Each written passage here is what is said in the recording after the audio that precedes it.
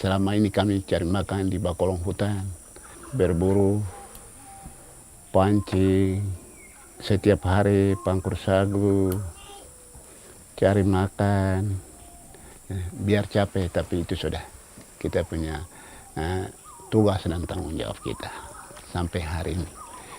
Anggaplah itu hutan itu sudah sebagai kita punya mama. Jadi makan minum semua di situ.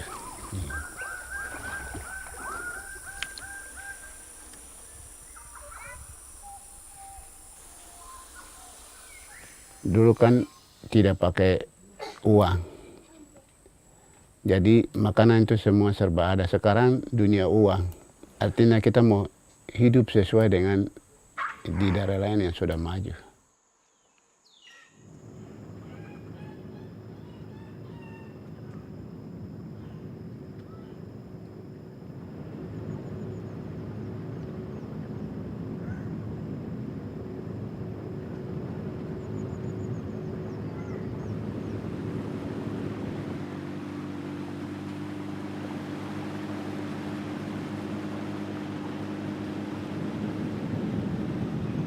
Pemerintah paling rencana sesuatu tidak pernah informasi publik jelas kepada kami, tiba-tiba perusahaan itu datang. Selama ini kan biasa hanya survei, kaget tiba-tiba kaget perusahaan mulai masuk, isu-isu perusahaan mulai masuk. Contohnya seperti Menara, hanya kehutanan datang survei, kaget begini. Wah, ini kita kekhawatiran besar. Dulu kan kita hidupnya baik, semua ini uang. Akhirnya biasa orang mengalah tuh, tiba-tiba perusahaan datang, ya ini sudah ekonomi akhirnya selesai. Padahal tidak pikir bahwa ini bahaya datang.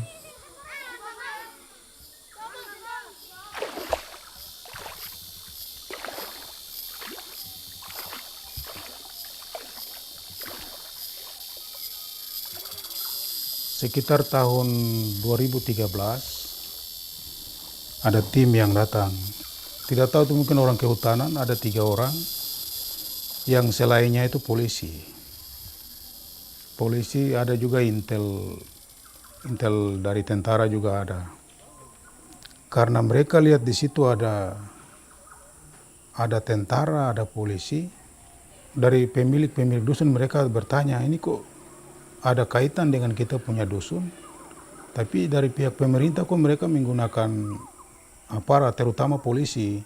Sosialisasi dengan masyarakat itu polisi dan tentara. Sehingga masyarakat juga dia mau berbicara untuk menyampaikan dia punya hak yang sebenarnya bagaimana, tetap saja tertutup karena waktunya dibatasi.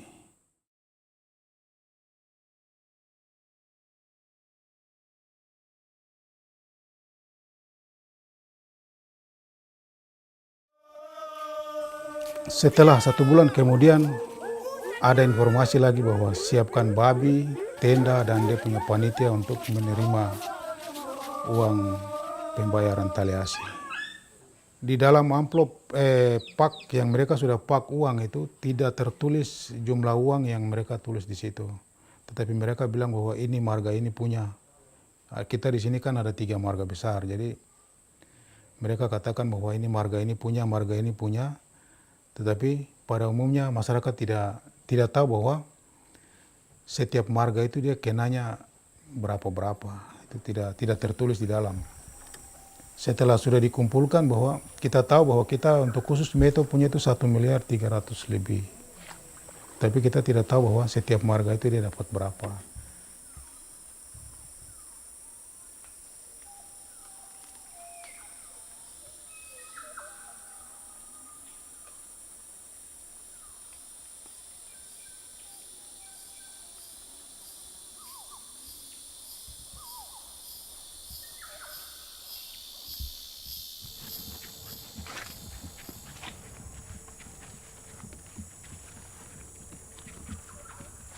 Sebelum adanya perusahaan masuk, rasa persaudaraan, kekeluargaan, dalam kerjasama, selalu gotong royong, tidak membedakan antara satu dengan yang lain. Kita semua adalah keluarga. Di situ tidak ada perbedaan antara marga yang satu dengan marga yang lain. Ketika dengan kehadiran perusahaan timbullah salah satu perbedaan yang muncul dengan cepat, bahwa perbedaan marga ini dengan marga yang satu sudah sangat jelas. akhirnya mulai ada jarak atau dengan adanya perbedaan marga maka mulai ada persaingan. Persaingan dalam artian bahwa kehadiran perusahaan dia membuat kecemburuan. Yang dulunya kita hidup tidak pernah kita baku koslet, hidup kita aman damai dalam keluarga, mulai bentrok satu sama lain dengan adanya pembayaran uang tali asi itu. Sudah mulai kacau, saudara mulai marah saudara, saudara mulai marah ipar. Sempat itu terjadi korban-korban yang sampai baku pukul antara saudara dengan saudara. Dari situ mulai baku tidak cocok sampai sekarang.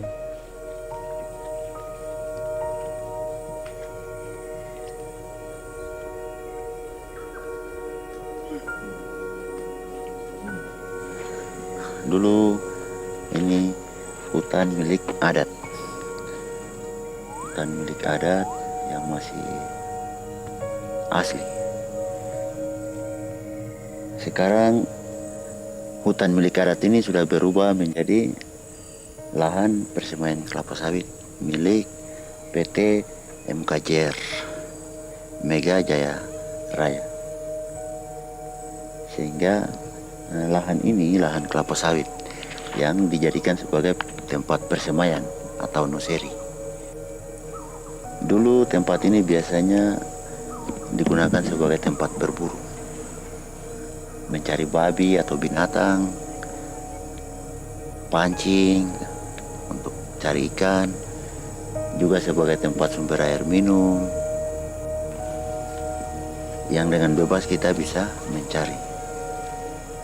Sekarang masyarakat adat untuk mencari sumber-sumber makanan sebagai kebutuhan makanan pokok bagi kita harus jauh lebih ke dalam lagi atau jauh kita harus mencari karena lahan kita sudah tidak ada.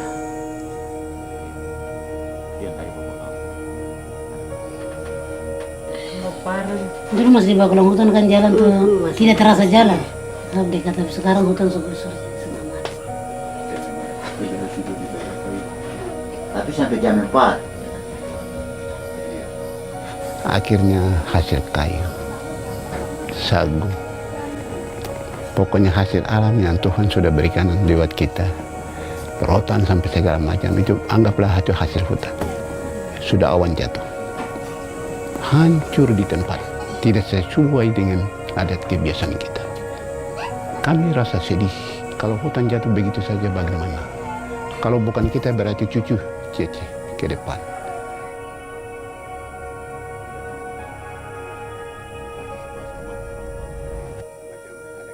Kesepakatan antara kami marga dengan perusahaan. Dalam hal ini pendidikan, kesehatan, kampung, dalam kampung itu seperti air bersih, perumahan masyarakat, penerangan, itu yang kesepakatan diminta oleh masyarakat.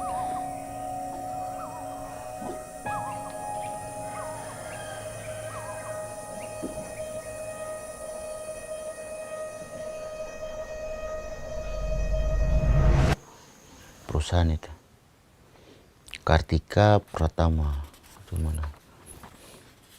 PT ini Mega Jaya Raya, Kartika Pratama itu distrik Mandobo dan Jair. Dia punya ini izinnya ini. Surat ini tidak ada tanda tangan setiap perwakilan marga. Yang kedua, perwakilan perusahaan sendiri tidak ada. Perusahaan apa, pada hari apa, tanggal berapa, bulan apa, di tempat mana, semua tidak ada, tidak dicantumkan. Dan dokumen yang pernah kita sama-sama tanda tangan mungkin disimpan oleh pihak perusahaan saja. Sedangkan untuk sebagai arsip atau sebagai pegangan untuk kita setiap marga maupun pemerintah tidak ada.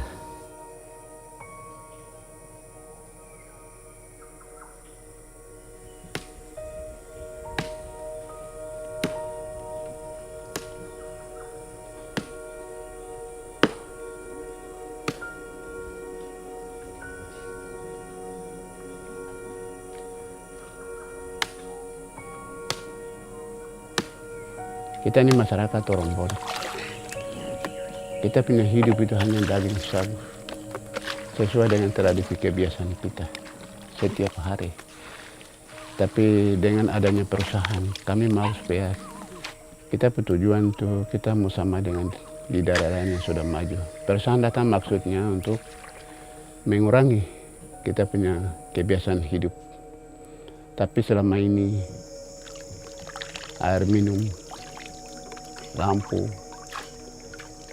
air bersih, rumah bersih, maksudnya kita tinggal sama dengan daerah lain yang sudah maju. Tapi sampai sekarang tidak punya perubahan. Dengan adanya perusahaan sama saja, kita masih hidup tergantung dari kita punya adat kebiasaan kita.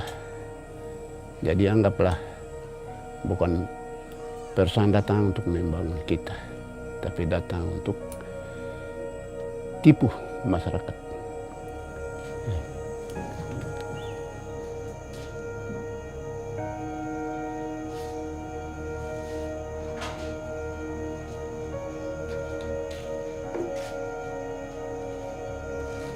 Dua hari lalu saya baru mengundurkan diri dari perusahaan untuk pergi kuliah dan mengambil jurusan hukum. Saya berpikir bahwa tempat kami yang sekarang perusahaan ada buka ini, kalau tidak ada orang hukum pasti kita ditipu.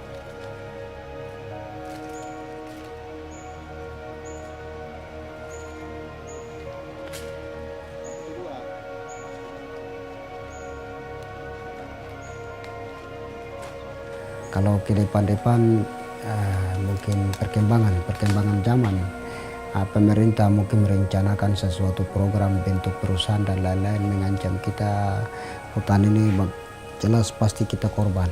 Pemerintah Bovendigul atau pemerintah mana saja datang, kami duduk pikir-pikir, wah ini perusahaan bisa masuk hancur kita hutan ini. Akhirnya kami duduk diskusi bagaimana caranya supaya kita hutan ini bisa ada sisa, atau kita bagaimana peta tanah ini.